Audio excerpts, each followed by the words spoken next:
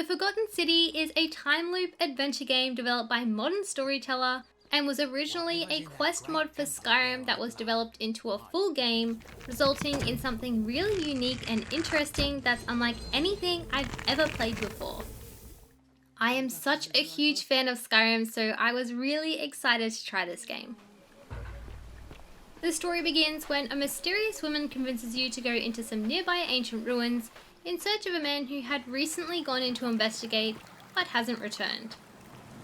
As you're searching these ruins, you stumble across this portal where you're sent back in time to when the city was populated, circa 65 BC, aka during the Roman Empire. You'll come to learn that the inhabitants are actually stuck in this city and they all follow one rule, the Golden Rule. No one can commit a sin because if they do, everyone will die. The leader of this city asks you to investigate as he suspects someone is about to break this rule and end everybody's life. So you need to explore, speak to everybody, and investigate to find out who is about to break this rule. You're also set out to discover more about this rule and how you can stop it for good. It doesn't take you long to realize that you're actually stuck in a time loop, and every time the rule is broken, the golden statues around the city come alive and try to kill you. Assuming you make it back to the portal in one piece, you'll be sent back to the beginning of the day to start it all over again. In addition to the main story, you'll also stumble across other happenings including missing people, political drama, strange creatures, hidden areas, and more.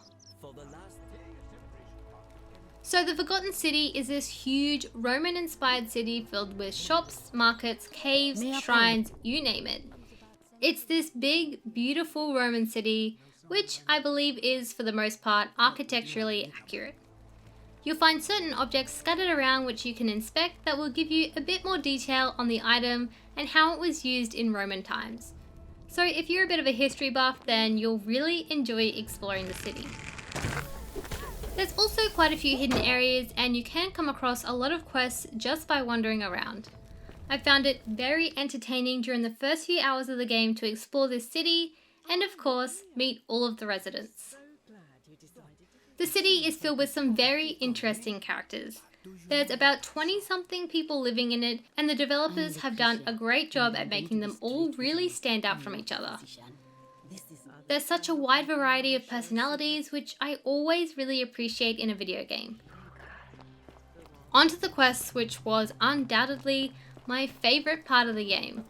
These quests generally involve reading a lot of text, but also investigating, searching for places, convincing other people to do things, and more. I thought the investigation parts of the quests were done really well.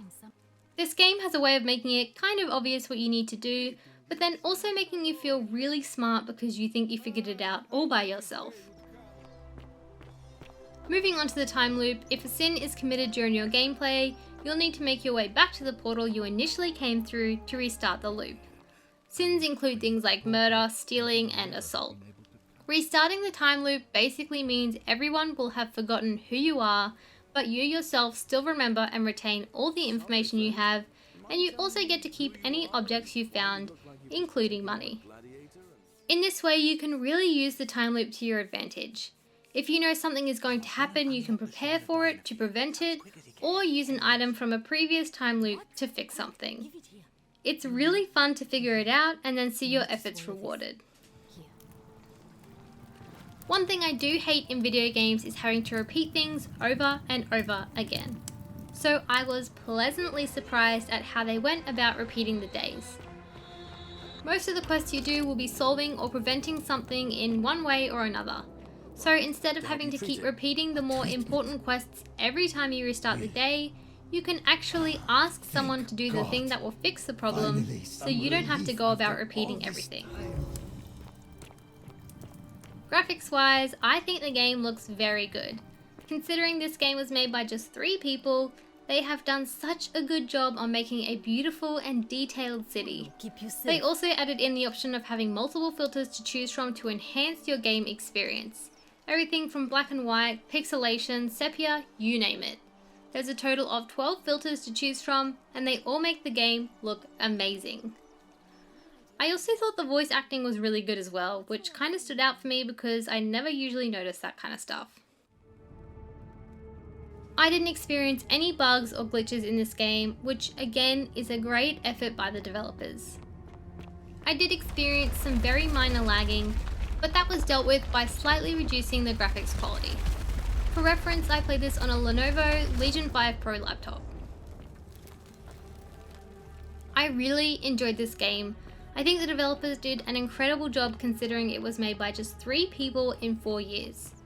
So much thought and effort has gone into every single component, and it really shows. If you aren't into text-heavy story games, then you might want to give this a miss.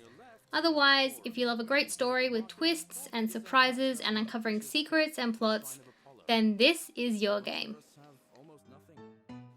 Thank you so much for watching. Please leave a like or comment if this review helped you, and I will see you in the next video. Bye!